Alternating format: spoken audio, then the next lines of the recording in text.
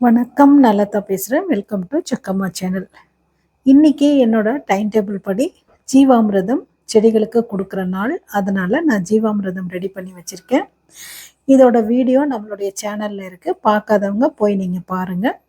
இப்போ புதுசாக பார்க்குறவங்களுக்காக ஒரு சின்ன ரீகேப் சொல்கிறேன். இதில் சாணி, கோமியம், அப்புறம் ஏதாவது மாவு வகைகள், அதாவது கோதுமை மாவு, ராகி மாவு, அந்த மாதிரி ஏதாவது ஒரு மாவு வகை, கொஞ்சமாக கரும்பு சர்க்கரை, மண், இந்த 5 பொருள் சேர்த்து தான் இந்த ஜீவாமிர்தம் நம்ம தயார் பண்ணுறோம்.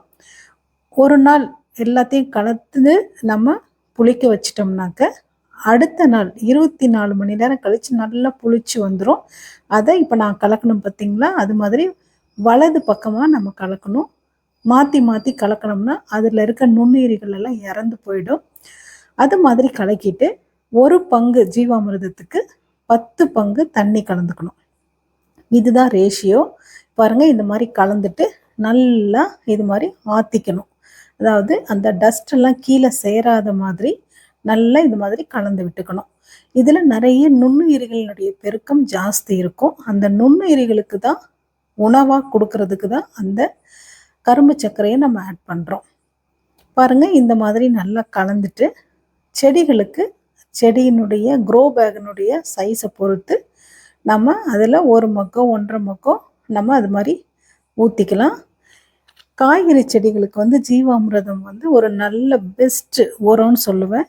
நிறைய காய்கள் பிடிக்கும், பிஞ்சுகள் பூக்கள் உதிராது, நல்ல நல்ல திடமாக வரும். காய்கறிகள் எல்லாமே, எல்லா காய்கறிகளுமே நல்லா சூப்பராக வரும்.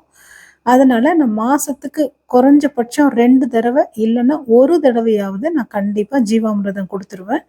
அதனால தான் நம்ம செடிகள் எல்லாம் இந்த அளவுக்கு நல்லா செழுமையாக இருக்குது. நிறைய காய்களும் நமக்கு கிடைக்குது. பாருங்கள், இந்த மாதிரி லைனாக எல்லா செடிகளுக்கும் நம்ம கொடுத்துட்டு வரலாம். பாருங்கள், இதில் கத்திரிக்காய் நாற்றுலாம் நிறைய விட்டுருக்கேன். தக்காளி செடி,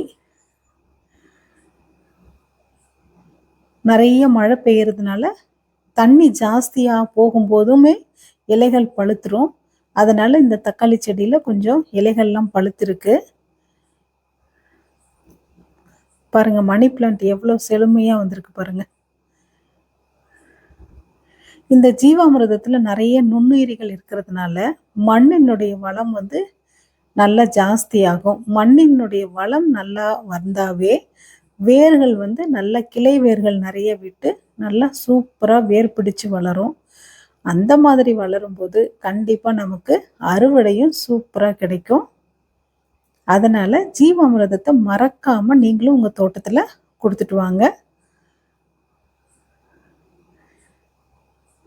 பாருங்க, மாதுளைக்கெல்லாம் இந்த ஜீவாமிர்தம் கொடுக்கும்போது பூக்கள் பிஞ்சுகள் எல்லாம் உதிராமல் நல்லா காய் பிடிக்கும்.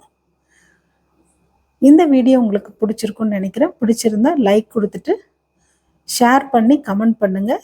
மறக்காமல் சப்ஸ்கிரைப் பண்ணுங்கள். கூடிய சீக்கிரம் இன்னொரு வீடியோவில் உங்களை நான் சந்திக்கிறேன். அது வரைக்கும் உங்களிடமிருந்து விடைபெறுவது லதா.